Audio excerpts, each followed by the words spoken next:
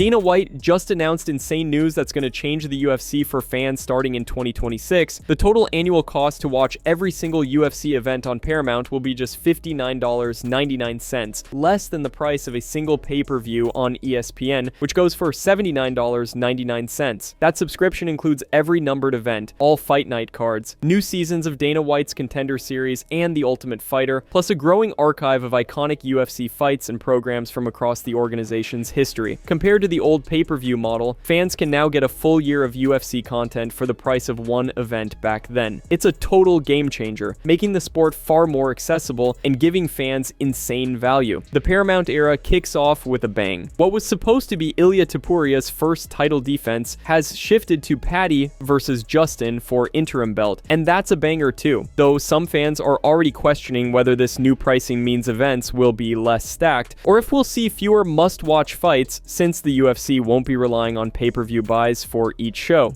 Rampage Jackson just appeared on the Full Send podcast and got asked exactly that. Let's dive in. But I'm wondering, are we going to see matchmaking changing a little bit now? That's a motherfucking good question. It don't matter if they do or don't, because people are going to watch UFC anyway. Uncle Dana, he done such a good job of promoting the sport that people just going to watch it anyway. But he probably need like a big bang if he's coming on Paramount.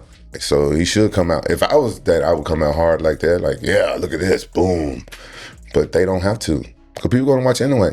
Some people are invested in their favorite fighters, and all they got to do is put on their favorite fighters. That's the thing. You'll always complain about like, oh, this guy should get the shot. But at the end of the day, we're going to watch. Yeah, you are going to watch. And I think they know that too, where it's like, dude, they're going to fucking watch no matter what, right? Yeah. Jorge Masvidal just sent a warning toward Team Khabib. He believes Kamaru Usman would be the toughest test Islam Makhachev could face at 170, and he even suggested that maybe Islam shouldn't take the fight because of just how dangerous Usman is. Masvidal says it'd be a massive step up in competition, especially after beating someone like Jack Della Maddalena, who is a tremendous striker but lacks in wrestling. It's also clear that Team Khabib is fully on board with this clash, though the UFC seems to have other plans for Islam at the moment, which we'll get into briefly. Makhachev himself has repeatedly called out Usman, saying it would be his hardest fight at welterweight, and that the Nigerian Nightmare could steamroll rising stars like Michael Morales or Carlos Prates without breaking a sweat. Fellow welterweights like Bilal Muhammad and Sean Brady argue that Kamaru doesn't deserve to leapfrog undefeated contenders such as Ian Gary, Shavkat, and others, especially given his 1-3 record in his last 4 fights despite a recent win over Joaquin Buckley in June 2025.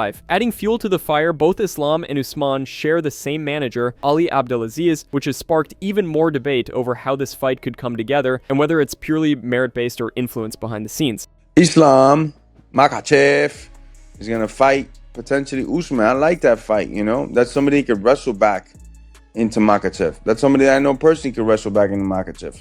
That's his forte. That's what Usman started with, is his grappling background. And Usman's no pushover in the wrestling.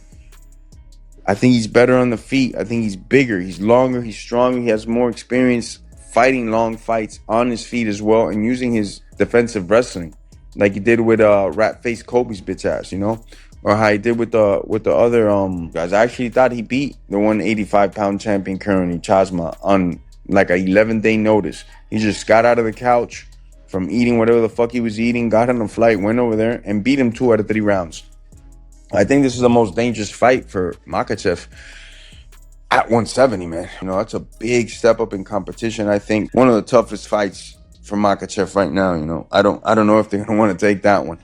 John Anik just dropped some insight that's shaken up the welterweight chatter. He says Michael Morales is the frontrunner to face Islam Makhachev next, which is a surprise for a lot of fans expecting names like Kamaru Usman, Carlos Prates, or Ian Gary to get the nod. John explained why the UFC sees Morales as a bigger threat to Islam than the other contenders. The guy's undefeated, coming off back-to-back wins over elite grapplers like Gilbert Burns and Sean Brady, and that's exactly the kind of resume that sells him as an anti-grappler in the eyes of the company. Morales isn't just a striker who melts under pressure, he can punish anyone trying to take him down, unlike the one-dimensional scenario some fighters have faced against Islam, like Madalena. Add in his size, explosiveness, and the fact that we've never really seen him in trouble in his career, and this matchup suddenly looks way more dangerous and intriguing than a lot of fans expected. Given Makhachev's Muslim faith and his desire to fight before Ramadan, which begins around February 17th, this title defense is most likely to happen in early 2026, potentially February.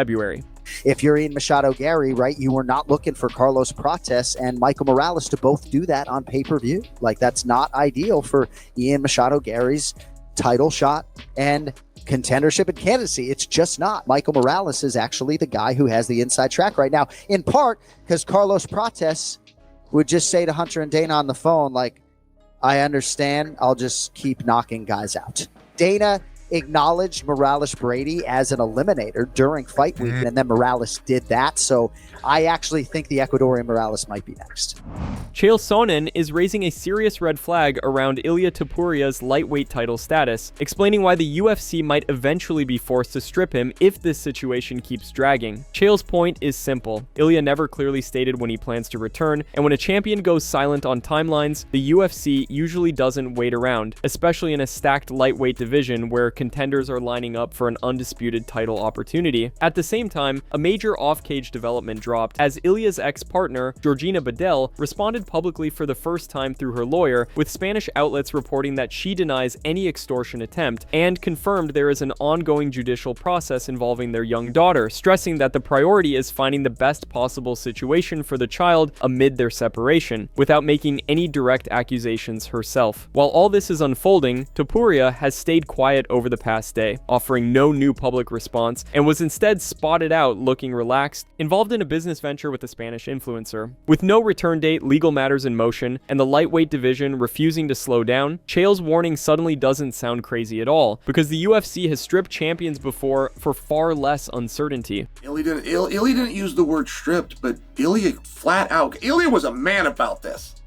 He was every bit the man that Khabib and St. Pierre were when they gave the belt back and said, I'm not going to hold up a division. And it's Ilia's second time doing it. He did it at featherweight, and he gave that back. He said, I'm not going to weigh that again. Let somebody else have their dream. And Ilia tried to do it here. He didn't use the word strip me, but he said they're going to make some announcements. I'm not coming back. He did everything that he could to let the undisputed title be contested. Tell me why it shouldn't be. Is it just because he's so good? Is it just because we have a belief that he's going to come back? Because he hasn't said that. Ilia hasn't said a lot on this, but one of the things that he did not say, he didn't say, I'm coming back in the second half. I'll come back somewhere in 2026. He didn't say that. He said, I'm not coming back in the first quarter. So if we get to the second quarter, if we get to the third quarter, right, at some point, we take the belt back. That's it from MMA Psycho. Thanks for watching. Don't forget to leave a like and subscribe for daily MMA news.